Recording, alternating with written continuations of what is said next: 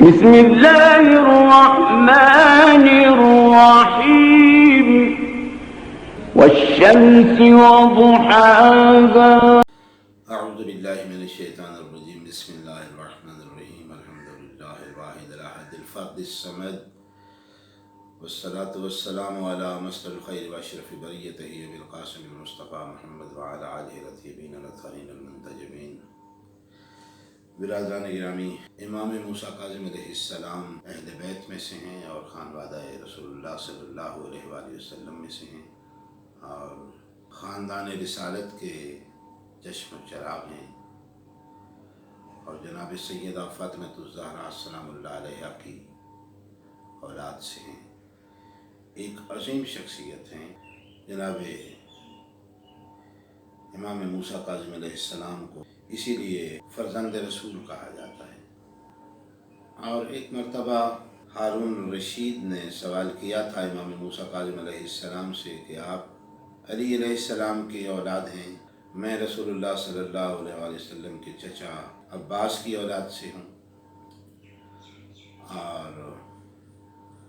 آپ جناب ابو طالب رسول اللہ کے چچا کی اولاد سے ہیں، تو پھر کون سی ایسی چیز ہے جو آپ کو ہماری نسبت زیادہ بافضیلت بنا دیتی ہے؟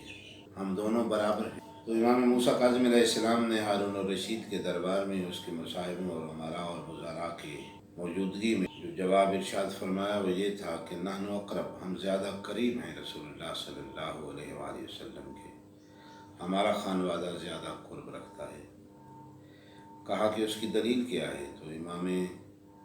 موسیٰ کاظم علیہ السلام نے چند ایک دلائل پیش کیے، ان میں سے پہلی دلیل یہ تھی کہ پہلی دلیل تو یہ ہے کہ جناب عبداللہ اور جناب ابو طالب ایک ہی ماں سے پیدا ہوئے ہیں، اور جناب عباس اگرچہ جناب عبد المطلب کے بیٹے ہیں لیکن وہ دوسری ماں سے پیدا ہوئے، تو اس لیے امیر المومنین علی ابن ابی طالب علیہ السلام کا اور رسول اللہ صلی اللہ علیہ وآلہ وسلم کا قرب ماں اور باپ دونوں کی طرف سے بنتا ہے، اور یہ قرب آپ کو ماں کی طرف سے نصیب نہیں ہے۔ دوسری وجہ جو بیان فرمائی وہ یہ تھی کہ آیہ مباہلہ میں خداوند عالم ارشاد فرما رہا ہے قُلْ تَعَالُوا نَدْعُ أَبْنَاءَنَا وَأَبْنَاءَكُمْ وَنِسَاءَنَا وَنِسَاءَكُمْ وَأَنفُسَنَا وَأَنفُسَكُمْ۔ تو اس آیہ مباہلہ میں خالق کائنات نے حسنین شریفین کریمین علیہم السلام کو رسول اللہ صلی اللہ علیہ وسلم کا بیٹا قرار دیا ہے۔ تو جب قرآن مجید کی یہ آیت حسنین علیہ السلام کو رسول اللہ کا بیٹا کہہ رہی ہے تو پھر میں امام حسین علیہ السلام کی اولاد سے ہوں، تو اس لیے ہمیں فرزند رسول کہا جاتا ہے۔ لوگ ہمیں مخاطب کرتے ہیں تو کہتے ہیں یبن رسول اللہ، اے فرزند رسول۔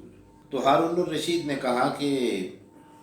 نسل تو باپ کی طرف سے چلتی ہے نہ کہ ماں کی طرف سے چلتی ہے۔ تو امام موسیٰ کاظم علیہ السلام نے جواب میں ارشاد فرمایا کہ میں قرآن مجید سے ثابت کر سکتا ہوں کہ نسل ماں کی طرف سے بھی چلتی ہے۔ تو ہارون الرشید نے کہا کہ اب جب آپ نے یہ دعویٰ کر دیا ہے تو پھر آپ کو دلیل بھی قرآن مجید سے دینا ہوگی۔ تو امام موسیٰ کاظم علیہ السلام نے سورہ انعام کی آیت 85 تلاوت فرمائی، من ذریتہ داؤد و سلیمان و ایوب و یوسف و موسیٰ و ہارون وکذالک نجزی المحسنین و زکریا و یحییٰ و عیسیٰ و الیاس کل من الصالحین۔ اب ابراہیم علیہ السلام کی ذریت کا قرآن مجید ذکر کر رہا ہے کہ ہم نے ابراہیم علیہ السلام کی ذریت میں داؤد کو قرار دیا اور سلیمان کو قرار دیا اور ایوب اور یوسف کو قرار دیا اور موسیٰ اور ہارون کو قرار دیا، اور اسی طرح سے ہم نے ابراہیم علیہ السلام کی ذریت میں زکریا اور یحییٰ اور عیسیٰ علیہ السلام کو قرار دیا اور جناب الیاس کو قرار دیا۔ یہ تمام انبیاء جن کا نام لیا گیا ہے سایہ مجیدہ میں سورہ نام کی آیت 85 میں، تو خداوند عالم نے سایہ مجیدہ میں تمام انبیاء جن کا ذکر کیا ہے انہیں جناب ابراہیم علیہ السلام کی ذریت میں سے قرار دیا ہے۔ تو امام موسیٰ کاظم علیہ السلام نے سوال کیا ہارون الرشید سے کہ یہ جو قرآن مجید عیسیٰ علیہ السلام کو ابراہیم علیہ السلام کی ذریت اور نسل میں سے قرار دے رہا ہے، تو جناب عیسیٰ علیہ السلام کے باپ تو نہیں تھے؟ اس نے کہا کہ جی ہاں نہیں تھے۔ تو امام موسیٰ کاظم علیہ السلام نے فرمایا کہ اس کا مطلب ہے کہ خداوند عالم جناب مریم علیہ السلام کی طرف سے جناب عیسیٰ علیہ السلام کو ابراہیم کی ذریت میں سے قرار دے رہا ہے،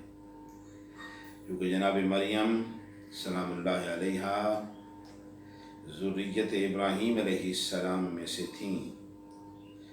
تو امام نے فرمایا کہ اگر عیسیٰ علیہ السلام اتنا عرصہ گزر جانے کے بعد اور صدیاں گزر جانے کے بعد بھی اگر ماں کی طرف سے جناب ابراہیم علیہ السلام کی ذریت اور نسل میں سے قرار دیے جا سکتے ہیں، تو پھر جہاں تک ہمارا تعلق ہے اور جہاں تک میری ذات کا تعلق ہے، ہم تو فاطمہ الزہرا سلام اللہ علیہا کے بیٹے ہیں۔ پانچویں چھٹی پشت میں جا کے میں جناب فاطمہ الزہرا سلام اللہ علیہا کا بیٹا قرار پاتا ہوں، اور جناب فاطمہ الزہرا سلام اللہ علیہا رسول اللہ کی بیٹی ہیں، تو اس طرح سے ہم نسل رسول اللہ قرار پاتے ہیں اور ذریت رسول اللہ قرار پاتے ہیں۔ اس کے علاوہ ایک اور دلیل بھی امام موسیٰ کاظم علیہ السلام نے ہارون الرشید کو دی کہ فرمایا کہ تم اگر یہ سمجھتے ہو کہ ہمارا اور تمہارا قرب رسول اللہ صلی اللہ علیہ وآلہ وسلم سے برابر ہے، تو اگر نبی کریم صلی اللہ علیہ وآلہ وسلم فرض کر لیا جائے کہ دنیا میں تشریف لے آتے ہیں اور وہ تجھ سے تیری بیٹی کا رشتہ مانگتے ہیں اپنے لیے، تو کیا تم رسول اللہ کو رشتہ دے دو گے اپنی بیٹی کا؟ تو ہارون الرشید نے کہا کہ اس سے بڑا فخر میرے لیے کیا ہو سکتا ہے کہ نبی کریم صلی اللہ علیہ وآلہ وسلم مجھ سے بیٹی کا رشتہ طلب کریں اور میں ان سے اپنی بیٹی کا نکاح کروں۔ تو ہمیں موسیٰ کاظم علیہ السلام نے فرمایا کہ لیکن رسول اللہ مجھ سے میری بیٹی کا رشتہ نہیں مانگ سکتے، تیری بیٹی رسول اللہ کے لیے حلال ہے، رسول اللہ تیری بیٹی سے نکاح کر سکتے ہیں، لیکن میری بیٹی سے رسول اللہ صلی اللہ علیہ وآلہ وسلم نکاح نہیں کر سکتے، کیونکہ میں رسول اللہ صلی اللہ علیہ وآلہ وسلم کی بیٹی کی اولاد سے ہوں۔ یہ شدت قرب کی وجہ سے ایسا ہے۔ صاف ظاہر ہے کہ یہ تو نسب ہے سرکار امام موسیٰ کاظم علیہ السلام کا، اور کچھ ایسے امتیازات ہیں امام موسیٰ کاظم علیہ السلام کے، مثلاً آپ کو باب الحوائج کہا جاتا ہے، حاجات کے پورے ہونے کا دروازہ۔ جہاں تک اہل سنت کے علماء کا تعلق ہے، وہ امام موسیٰ کاظم علیہ السلام کی مدح و ثنا میں رطب اللسان نظر آتے ہیں، ان کی تعریف کرتے ہوئے نظر آتے ہیں۔ مثلاً اہل سنت کے بہت بڑے ایک عالم ہیں علامہ شمس الدین زاہوی، جن کی بڑی طول کتاب ہے سیر و اعلام النبلاء۔ زاہوی لکھتے ہیں وَمِنْ أَعْبَدِ أَهْلِ زَمَانِهِ، کہ امام موسیٰ کاظم علیہ السلام اپنے زمانے کے سب سے بڑے عابدوں میں سے تھے۔ وَأَحَدِ الْعُلَمَاءِ الْأَجْوَادِ، اور بہترین علماء میں سے ایک امام موسیٰ کاظم علیہ السلام علامہ زاہوی قرار دے رہے ہیں۔ اسی طرح سے عماد الدین ابو حاتم رازی، جنہوں نے کتاب لکھی ہے الجرح والتعدیل، اس میں امام موسیٰ کاظم علیہ السلام کے متعلق اہل سنت کے یہ عالم ابو حاتم رازی فرماتے ہیں کہ ثقۃ صدوق امام من ائمۃ المسلمین، کہ امام موسیٰ کاظم علیہ السلام ثقہ راوی ہیں، صدوق ہیں، بہت زیادہ سچے ہیں، اور مسلمانوں کے اماموں میں سے ایک امام ہے۔ اسی طرح سے زاہبی کا بیان ہے، فرماتے ہیں کانا صالحاً، امام موسیٰ کاظم علیہ السلام صالح تھے، نیک بندے تھے، عابداً، عبادت کرنے والے تھے، حلیماً، بردبار تھے، جواداً، سخی تھے، کثیر القدر، اور عظیم قدر و منزلت کے مالک تھے۔ آگے لکھتے ہیں کہ کاظم انہیں صرف اس لیے نہیں کہا جاتا کہ یقظم الوعیز فقط، تو کہ صرف اس لیے نہیں کاظم کہا جاتا تھا انہیں، یہ لقب ہے امام موسیٰ کاظم علیہ السلام کا، نام موسیٰ ہے، کاظم سرکار کا لقب ہے۔ تو فرما رہے ہیں کہ انہیں کاظم صرف اس لیے نہیں کہا جاتا تھا کہ وہ غصے کو پی جانے والے تھے اور غصے پہ کنٹرول رکھنے والی شخصیت تھے، بل قانا یحسن الی من اساء الیہ، بلکہ امام موسیٰ کاظم علیہ السلام جو ان کے ساتھ برائی کرتا تھا اس کے ساتھ نیکی کرنے والے تھے۔ صرف غصے کا پی جانا ان کی شخصیت کا خاصہ نہیں تھا، اگرچہ غصے کا کنٹرول میں ہونا اس کا مطلب اس انسان کا اپنے نفس پر کنٹرول ہے، اپنی ذات پر کنٹرول ہے، اور یہ بہت بڑی ایک بات ہے کہ انسان اپنے ذات پر اور اپنے غصے پر، اپنے غیظ و غضب پہ مکمل کنٹرول رکھتا ہو۔ لیکن اس سے بھی آگے بڑھ کے فرما رہے ہیں کہ بل قان یحسن الیہ من اساء، یحسن الی من اساء الیہ، جو ان کے ساتھ برائی کرتا تھا اس کے ساتھ بھی نیکی کیا کرتے تھے۔ اور پھر واقعہ نقل کیا ہے علماء نے کہ ایک شخص جس نے امام علیہ السلام کے ساتھ غلط زبان استعمال کی اور ان کی توہین کی، اور امام موسیٰ کاظم علیہ السلام گھوڑے پر سوار ہوئے اور اپنے ساتھیوں کو ساتھ لیا اور کہا کہ اس سے جا کے ملتے ہیں۔ وہ اپنے کھیتوں میں کام کر رہا تھا، تو امام موسیٰ کاظم علیہ السلام جب اس کے قریب گئے تو اس نے دیکھا کہ لوگوں کو بھی ساتھ لے آئے، اور ساتھی بھی خوش تھے کہ اب انتقام لینے کا موقع ملے گا، پہلے تو امام نے ہمیں اجازت نہیں دی، اب ہم اسے ماریں گے کہ اس نے ہمارے امام کے خلاف ایسی بدتمیزانہ گفتگو کی ہے۔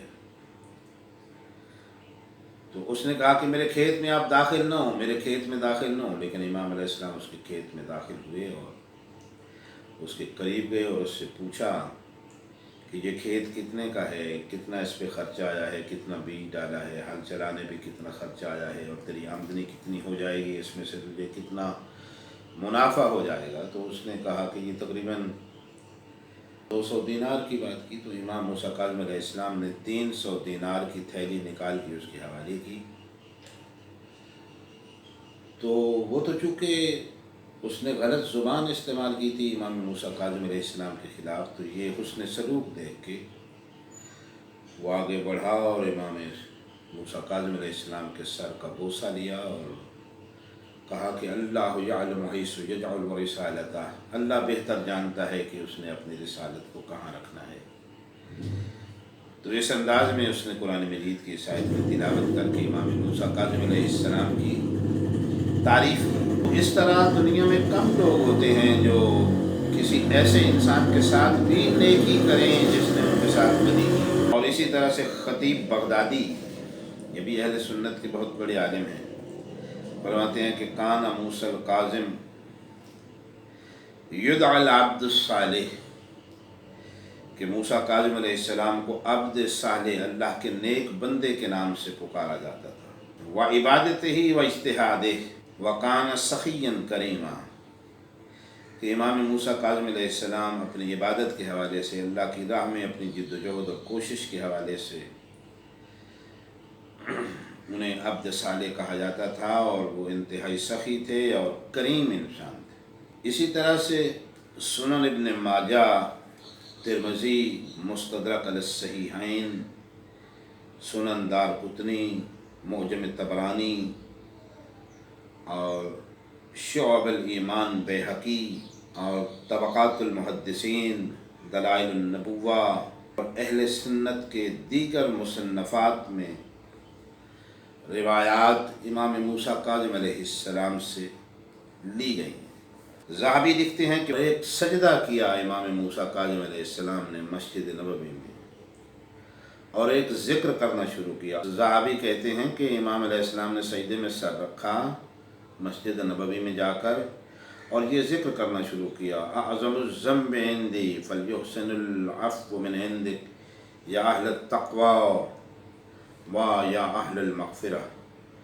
اور سجدے میں اس ذکر کو اتنا دہرایا حتیٰ اصبح، تاکہ صبح ہو گئی۔ تو اس انسان کی عبادت کے متعلق اور اس کے زہد و تقوی کے متعلق اور اس کے خلوص کے متعلق اس سے بڑھ کے اور مثال کیا ہو سکتی ہے کہ ہم اپنے معاشرے میں اگر نظر دوڑائیں تو کتنے انسان آپ کو ایسے مل جائیں گے جو مسجد میں جا کے رات کے وقت سجدے میں، رات ہونے کے بعد سجدے میں سر رکھیں اور صبح تک ذکر الہی کرتے رہیں اور سجدے سے سر نہ اٹھائیں حتیٰ کہ طلوع صبح ہو جائے۔ تو یہ عبادت ہے امام موسیٰ کاظم علیہ السلام کی، جسے اہل سنت کے عالم دین شمس الدین ذہبی نقل فرما رہے ہیں۔ ہارون الرشید کے متعلق ہے کہ حج کرنے کے لیے مکہ آیا اور مکہ سے جب مدینہ پہنچا اور مدینہ میں نبی کریم صلی اللہ علیہ وآلہ وسلم کے روضہ اقدس پر گیا اور قبر رسول اللہ کے پاس کھڑے ہو کے ہارون الرشید نے سلام کیا کہ السلام علیکہ یا رسول اللہ، السلام علیکہ یا ابن عم،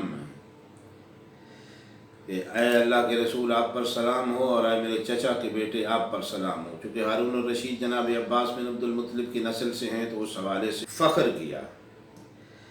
اور اتنے میں امام موسیٰ کاظم علیہ السلام جو پاس کھڑے ہوئے تھے وہ آگے بڑھے اور انہوں نے اس انداز میں سلام کیا، السلام علیکہ یا رسول اللہ،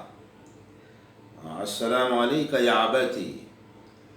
اے اللہ کے رسول آپ پر میرا سلام ہو اور اے میرے بابا آپ پر میرا سلام ہو۔ تو یہ امام موسیٰ کاظم علیہ السلام نے اس انداز میں سلام کیا،